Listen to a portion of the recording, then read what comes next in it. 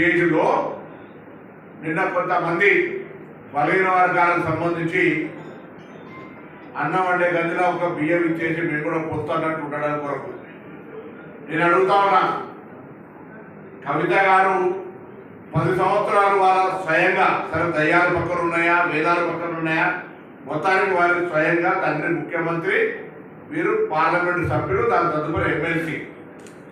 ఆనాడు మీరు బలహీన వర్గాల కోసం గొంతెత్తు ఉంటే మిమ్మల్ని బలహీన వర్గాలు విశ్వసించి ఉండేటివి. ఆనాడు 10 సంవత్సరాలు అధికారంలో ఉన్ననాడు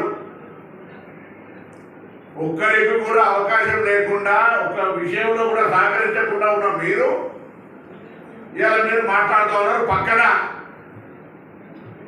మా పెద్దన్న, మేమందరం కూడా వారి తమ్ముళ్ళం, బలహీన వర్గాలకు సంబంధించి విద్యార్థి ఉద్యమాల నుంచి కృష్ణయ్య గారి నాయకత్వం వహించారు. వారి పట్ల గౌరవం ఉంది. వారిని కూడా కోరుతున్నా, మీరు రాజ్యసభ సభ్యులు భారతీయ జనతా పార్టీ నుంచి ప్రాతినిధ్యం వహిస్తూ ఉన్నారు. ఇవాళ మీ నాయకత్వంలో తెలంగాణ బలహీన వర్గాల ప్రజలు రాజకీయాలకు అతీతంగా అందరం ఢిల్లీకి వస్తాం. నరేంద్ర మోడీ ప్రధానమంత్రి గారి అపాయింట్మెంట్ తీసుకోండి. మేము ఇక్కడి నుంచి చట్టం చేసి పంపినటువంటి బిల్లులు ఇటీవల సుప్రీంకోర్టు కూడా తీర్పిచ్చింది. 3 నెలల లోపల గవర్నర్ గారి, రాష్ట్రపతి గారికి సంబంధించినటువంటి అంశాలను పరిశీలన చేసి వాటిని క్లియర్ చేయాలని నేను మిమ్మల్ని కోరుతా ఉన్న. పెద్దగా మీకు కూడా తెలుసు, మేము విద్యార్థి ఉద్యమాలు ఉన్నప్పుడు, మేము రాష్ట్ర స్థాయి విద్యార్థి ఉద్యమాలు, బలహీన వర్గాల ఉద్యమాలు చేసేటప్పుడు అప్పటి నుంచి మీకు మాకు సాన్నిధ్య సంబంధం ఉంది. ఇలా మంత్రిని కావచ్చు, మీ తమ్ముడిగా, మంత్రిగా, పెద్దన్నగా, రాజ్యసభ సభ్యుడిగా, అధికార పార్టీ సభ్యుడిగా వాళ్ళు కేంద్రంలో ఉన్నటువంటి పరిస్థితులల్లా మీరు ఈ ఉద్యమానికి 42% రిజర్వేషన్ సంబంధించినటువంటి నిర్ణయం ఇచ్చే లోపల మా పార్టీ చాలా క్లియర్. రాహుల్ గాంధీ గారిది ఎజెండా. రాహుల్ గాంధీ గారు ఓపెన్ మైదానంలో, పార్లమెంట్లో కానీ ఎక్కడ కానీ ఇది మా విజన్ అని చెప్తా ఉన్నాడు.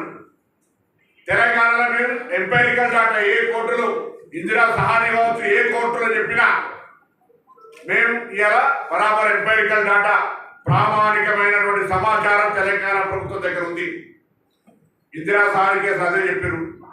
అన్నిటికంటే ఎక్కువ ఈరోజు భారతదేశంలో అనేక రాష్ట్రాల్లో ఈబీసీ రిజర్వేషన్ తర్వాత 50% క్యాప్ అనేది వెళ్ళిపోయింది. అది క్వశ్చన్ కానే కాదు.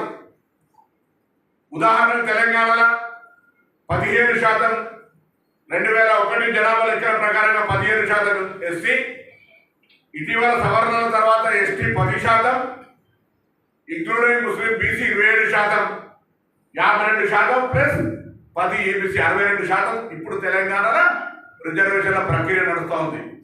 న్యాయస్థానాలకు తెలియదు ఇది.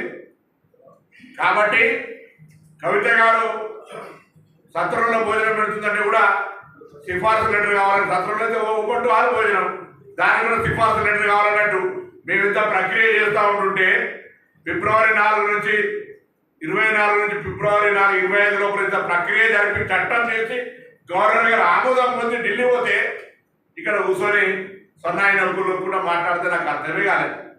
బీసీల బిడ్డలం, విద్యార్థి ఉద్యమాల నుంచి బీసీలకు సంబంధించి ఒక ఆలోచనతో ముందుకు పోతున్నటువంటి సందర్భంలో మా ప్రభుత్వం, రాహుల్ గాంధీ గారి మార్గదర్శకత్వంలో తెలంగాణ రాష్ట్ర ప్రభుత్వం, అటు ముఖ్యమంత్రి రేవంత్ రెడ్డి గారు కానీ, ఇటు ఉప ముఖ్యమంత్రి బట్టి విక్రమార్క గారు కానీ, మా పిసిసి అధ్యక్షుడు మహేష్ కుమార్ గౌడ్ గారు కానీ, యావత్ క్యాబినెట్ కాంగ్రెస్ పార్టీ కింది నుంచి పైదాకా ఇందుకు సంబంధించినటువంటి ఒక కమిట్మెంట్ తోటి ఉన్నాం.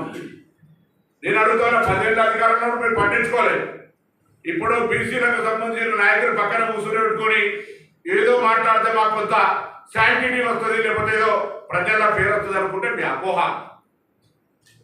దీంతో ఇంకొకటి కూడా క్రిస్టియన్ క్లియర్ అవుతుంది. ఒకవేళ క్రిస్టియన్ క్లారిఫై అయితే పర్వాలేదు, లేకపోతే బీజేపీ, టీఆర్ఎస్ మేము చాలా కాలంగా చెప్తున్నటువంటి దోస్తాన్ని మరొకసారి కాంగ్రెస్ పార్టీని ఎక్కడో కాడ ఇరికేయాలనేటువంటి ప్రయత్నం కొరకు కుట్ర చేసే ప్రయత్నం చేస్తారు. దీన్ని బలహీన వర్గాలకు సంబంధించిన అంశాన్ని తాకట్టు పెట్టి నేను మళ్ళీ కోరుతాను, దయచేసి బలహీన వర్గాలకు సంబంధించి కాంగ్రెస్ పార్టీ మా ప్రభుత్వం ఏర్పడ్డ తర్వాత ప్రతి కార్యక్రమం ఓపెన్ గా, ట్రాన్స్పరెంట్ గా కార్యక్రమం చేస్తూ ఉంది.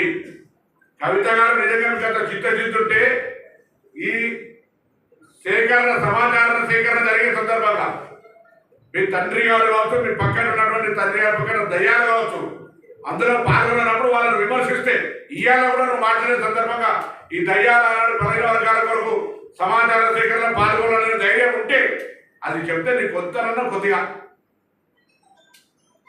శివుని దగ్గర మనం అడిగిన పోతాం. ఏం దాని బూడిదల సన్నది ఇప్పుడు ఏమి ఉంటాం అన్నట్టే ఉన్నది ఇలా లెక్క. అందుకే మరొకసారి పెద్దలు రాజ్యసభ సభ్యులు బలహీన వర్గాల పట్ల సంబంధించినటువంటి అంశం ఉన్నటువంటి కృష్ణయ్య గారు, మిగతా అందరూ కూడా ఉన్నారు, జాతుల శ్రీనివాస్ గారు ఉన్నారు, మిగతా అన్ని కుల సంఘాలకు సంబంధించిన నాయకులు ఉన్నారు, బలహీన వర్గాల విద్యార్థి యువజన ఉద్యోగ సంక్షేమ సంఘాలు అనేకంగా ఉన్నాయి. వాళ్ళందరూ కూడా హృదయపూర్వకంగా కోరుతా ఉన్నా, మా ప్రభుత్వం చిత్తశుద్ధితో ఉంది. ఇప్పటి వరకు నడిచిన ప్రతి అడుగు చిత్తశుద్ధితో ముందుకు పోయే విధంగా నడిచినాం.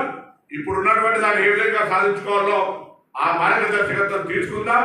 కృష్ణయ్య గారిని కోరుతా ఉన్నా, మీరే బలహీన వర్గాల ప్రతినిధులు తీసుకొని ఢిల్లీకి పోదాం, మేము మీ వెంబడి వస్తాం, ఈ అంశాన్ని పరిష్కారం చేసే దిశగా తీసుకోపోమని చెప్పి నేను ఈ సందర్భంగా కోరుతా ఉన్నా. కవిత లాంటి వాళ్ళతోటి 10 ఏళ్ళ అధికారంలో ఉండి బలహీన వర్గాలకు న్యాయం లేనటువంటి వాళ్ళతోటి కూర్చొని గౌరవాన్ని తక్కువ చేసుకోవద్దని కూడా ఈ సందర్భంగా కోరుతా ఉన్నా.